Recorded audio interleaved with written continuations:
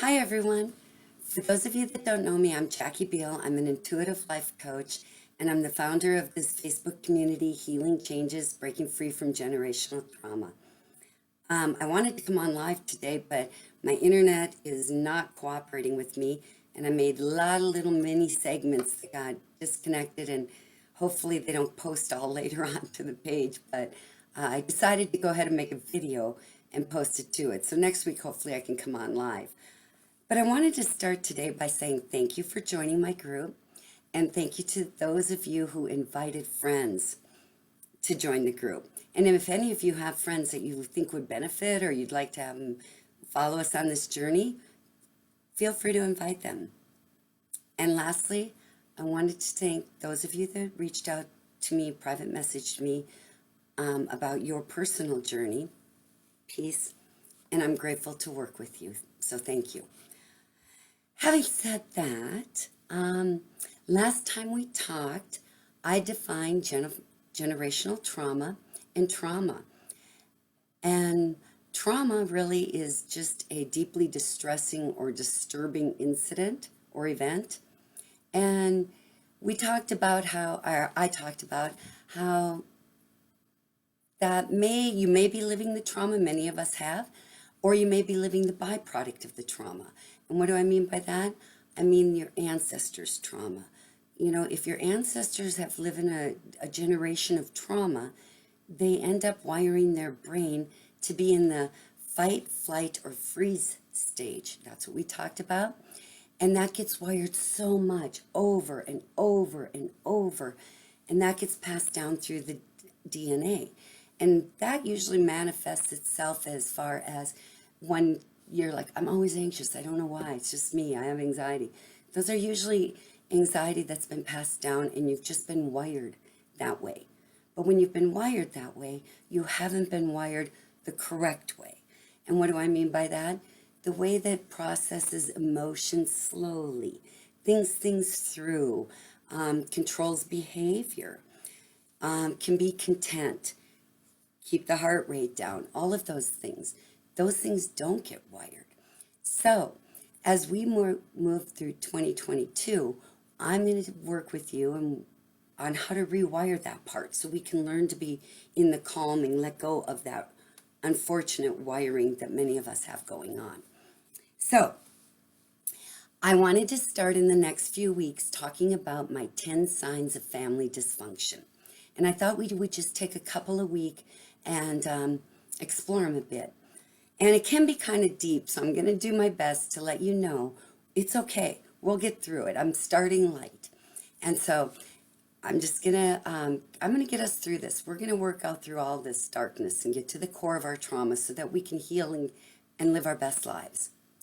So dysfunctional families, they come in many forms, okay? Some cases are way extreme, and those are, the abuse, whatever. But others are quietly wreaking havoc. But both of them, be it bold or quiet, have devastating long-term effects on people. And so here are some signs that you may have grown up in a toxic environment. And again, I have 10 of them, but we're just going to take 2 today. So the first one I want to talk about is you were held to unrealistic expectations. This one is a big one. Big, big, big one. While it's true that family members all have a certain role in the family dynamic, it is a form of family dysfunction when a child is expected to perform as an adult. What does that mean? And what does that look like? Well, it's an older sibling parenting and disciplining a younger sibling, being forced to do a heavy chore loads at a young age, and providing emotional stability for a parent. Now, another form of it is even the eggs were all put in your basket. Your parents' eggs were put in, everything they ever wanted was put in your basket. Now, this one's a tough one because many times it's that parent that expects their child to outperform the other children in grades, talent, musical talent, athletic talent. They have to be the best. And a lot of the parents' self-esteem is even riding on it. And that's a lot of pressure. But it's given under the guise of being supportive or their best interest or just helping them be their talent. But a lot of it has to do with the parents' own lack of feeling good about themselves and putting everything on to you. And that kind of pressure on a child can lead to fear of not being good enough, being a perfectionist, really being a fear of not being good enough, real and unworthy and not being up there. We all have that one. But as you can see, that one is a quiet one, not necessarily bold and loud. And it's even under the guise of being good, supportive. So that was my first one, and I wonder if you have any questions or if any of this resonates with you or you'd like to share, feel free to comment. I'll get back to the comments, and we'll move on to number 2. The next one I want to talk about on my list is the word I call parentification. Big word. And what is parentification? Well, that is where the parent-child dynamics have been completely reversed. One or both parents are absent, and the children are responsible for or in charge of caring for themselves or caring for their family members or other children in the house.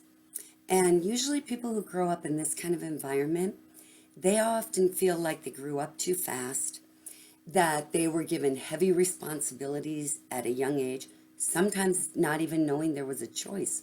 I've known people that have had to pay bills when they were younger. I know kids that had to cook at a very young age.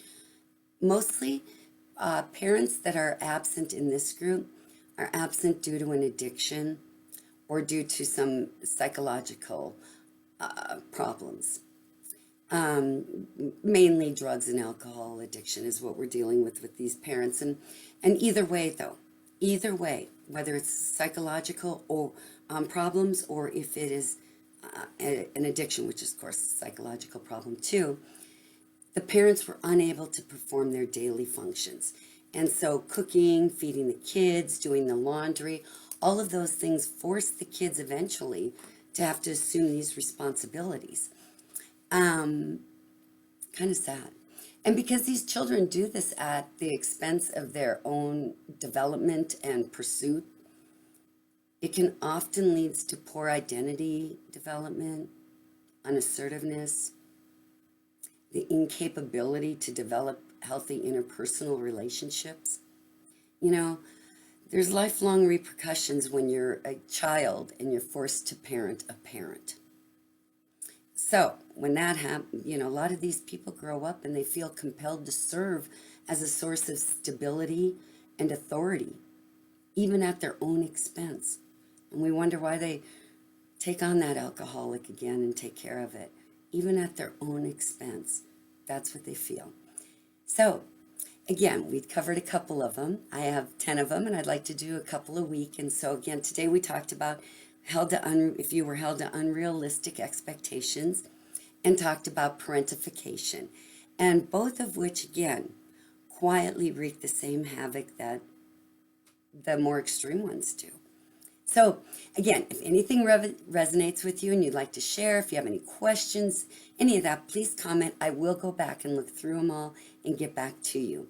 I also wanted to let everybody know I'm going to be holding my free workshop, Healing Generational Wounds, on February 22nd, 2022.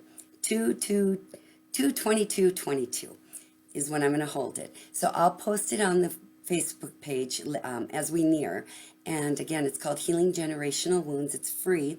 And we'll talk about that later. Now, if any of you would like to work with me privately or see if we're a match, feel free to reach out to me and private message me. I'd be happy to get back to you.